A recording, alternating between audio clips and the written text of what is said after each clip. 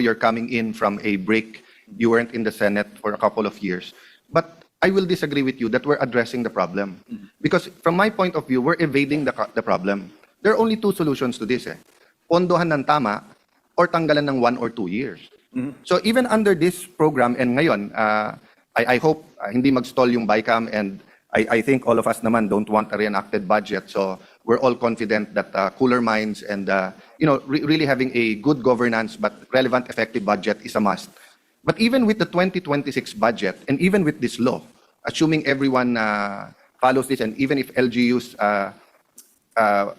realign their funds for this, the soonest na may mararamdaman tayo is 2 to 3 years from now. And mararamdaman pa lang yon. So kumbaga sa lagnat na 40 o 39, bababa lang yan ng 38.5. Hindi mawawala yung lagnat. No? So the most immediate is simple. Pondohan natin ng tama yung K-12 or tanggalan natin ng 1 or 2 years. Diba? So I remember I went up to you once and said na, bro, habang hindi natin to dinidesisyonan, it's like a dike. Tama ka, pagdating na Bam Aquino, ang daming tulo nung dike. Pero ang ginagawa natin, law after law, nagdadagdag lang tayo ng daliri para ilagay doon sa mga butas ng dike, di ba? Pero wala talagang, ang solusyon talaga, either yung panggastos para walang tulo yung dike, or bawasan ng tubig yung dike para hindi mag-overflow. No? Yes. So I understand this is better than doing nothing. And when I say we are not, I include us because my whole of government. But ako, I'm ready now.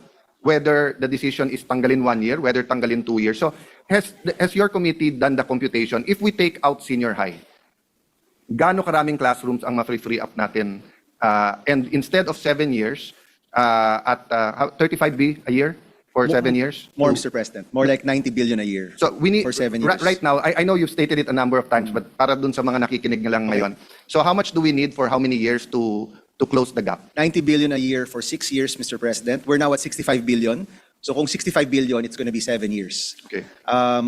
Meron tayong 166,000 gap, but every year, we have buildings which are condemned. We have an increasing population. May mga classrooms tayong nasisira dahil sa bagyo at earthquake. Yeah. And if you put all of that together, Mr. President, it's roughly about 39,000 Yes. classrooms per year. Now, lahat po ng grade level is more or less equally distributed. So if you take out one grade level, Mr. President, that's divided by 12.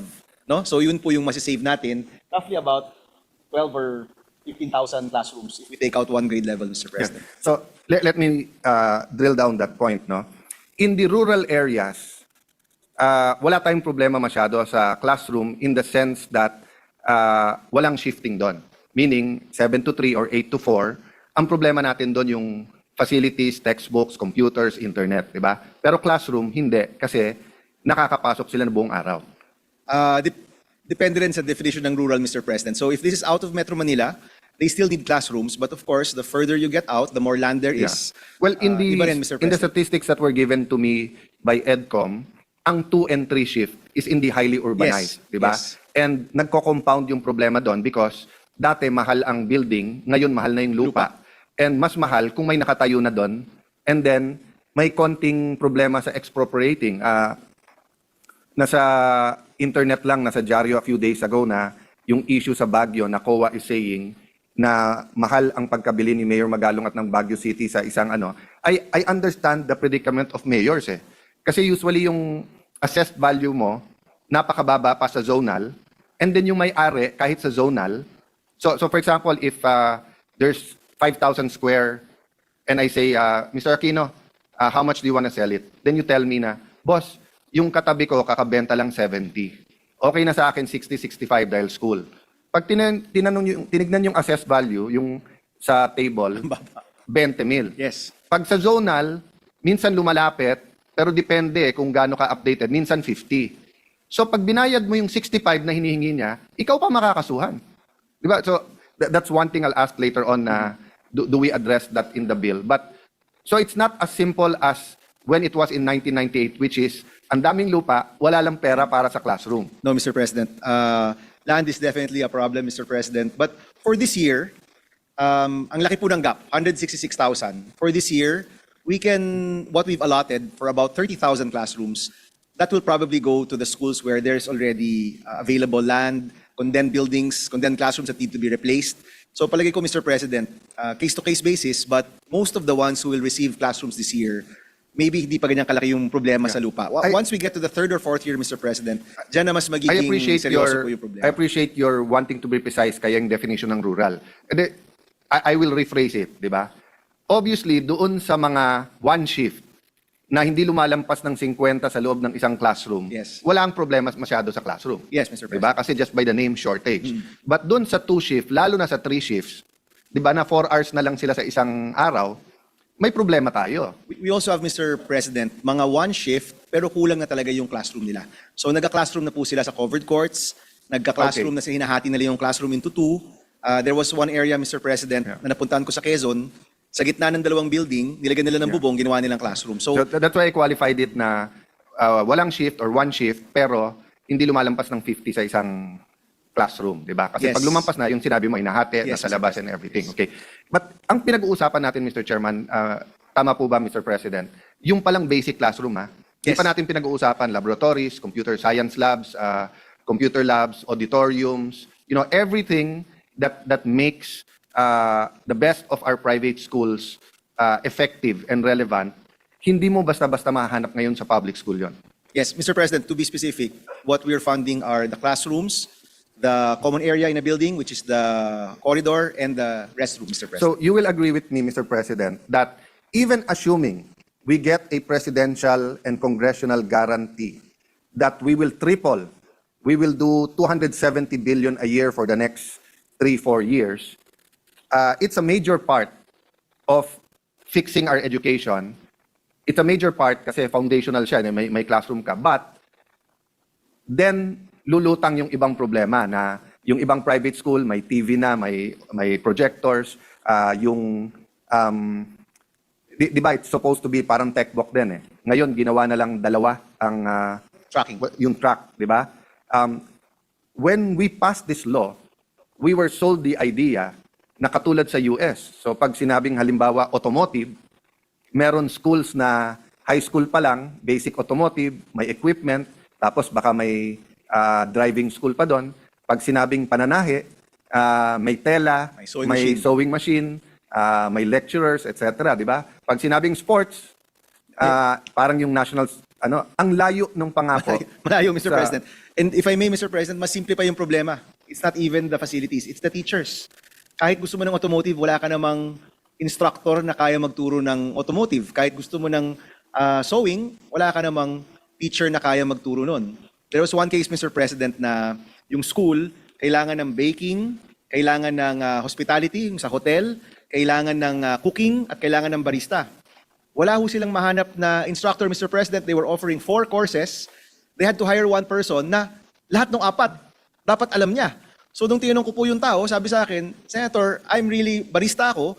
Yung iba, tumitingin na lang ako sa YouTube kung anong gagawin ko. So even the problem of instructors, Mr. President, that's a very basic problem for K-12, Mr. President. Yes. But half of that problem is not created by government. Diba? For example, yung kulang ng nurses, hindi gobyerno natin ang nag-create nun because nga malaki ang sweldo abroad. Tapos katulad sa US, pwede mo pandalin pamilya mo. But in terms of instructors sa technical, half of the problem, gobyerno din gumawa. Bakit? Kasi yung TESDA courses, 25 to 50,000, isa. So kung ikaw yung mga universities, i-offer mo na lang yon, you can pay the instructors very much. Isipin mo, bawat estudyante, 25,000. Meron 50,000. So kung 50 yon, 50,000 times 50, 2.5 million. Samantalang yung mga instructors na iba na yung dapat, kahit sa TESDA, dapat pinasok na natin sa high school. You can see it vis-a-vis the Philippine Science High School because they had a different system from the start. I'm not saying na per se it's all about money, pero per capita, I don't know right now, but when we did the K-12 study, parang times 3 o times 4 yung per capita spending for an ordinary student sa DepEd sa doon. So syempre, kung saan mas malaki yung per capita at saan mas malaki yung opportunities mo for personal growth development, lilipat ka doon. And every time we ask TESDA, akala ko ba kaya nga namin kayo finand at may K-12 para wag na mag-out of school youth. Ngayon may 3-year course na rin yung TESDA. So parang graduate ka na nga ng high school 2 years later or mag-out of school youth ka after the junior high school and then magte-TESDA ka, humaba pa din ang TESDA. And then although may scholarship, lalong nagmahal na dapat sa elementary at high school pa lang, Kasi like tayo, panibaso, we went to a private school, yung ating practical arts, tapos sa ibang school, may one semester, may one quarter, kasi by quarters, mag-exchange ang babae at lalaki, di ba? So like kami, let's say kung basketball, but may one quarter lilipat, magba-volleyball kami. Tapos kung practical arts, may one quarter, mag-home economics kami. But very basic yon, yung mga electronics na soldering, yung mga craft na yung eggs ay gagawin mong paperweight, di ba? Yung, of course, yung mga drawing for those who want to go to engineering, di ba? But unfortunately, unless you have, we do have wonderful teachers everywhere, but as you said, di ba? If apat yung tinuturo niya, baka very good siya sa isa, yung dalawa, medyo kinakapa niya Oo. lang, di ba? Unless jack of all trades siya. Yes, Mr. President, that story is to illustrate na even pagdating sa finding instructors, may problema na po yung K-12. And Mr. President, as you know, my position is our educational system is in crisis. Agree. And we need different solutions.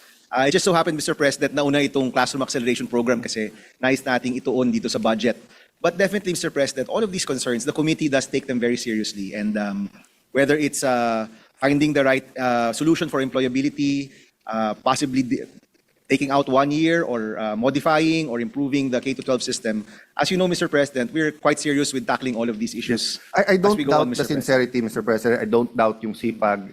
I don't doubt the research work. And you will be here, God willing, until 2031, 31. Yes, Mr. President. and then allowed a re-election. I don't know where I will be after 2028. But assuming, for the sake of argument, this passes, assuming nga from 65, gawin pa nating 90, ang problema, 3 years from now, pag nagawa yung buildings, di ba, ang sagot pa rin ng gobyerno, hindi pa rin natin kaya. So the point I want to drive at now is that if we want to solve this, it's not Band-Aid after Band-Aid. This is, for me, this is, how do I put it? Hindi to Band-Aid. So kumbaga sa napilayan, ito yung cast, di ba? Pero, or ito bakal para nga magamit na yung napilay, di ba? But it's not it's not a stem cell or it's not a rebirth or renewal because nga, the problem with fixing the classroom problem, without fixing the private sector, yung pera ng ating mga, yung income ng ating mga mahihirap, and then kung hindi natin sasabayan ng mga instructors at saka facilities, we're setting ourselves up for bigger expectation and then mag-fail din.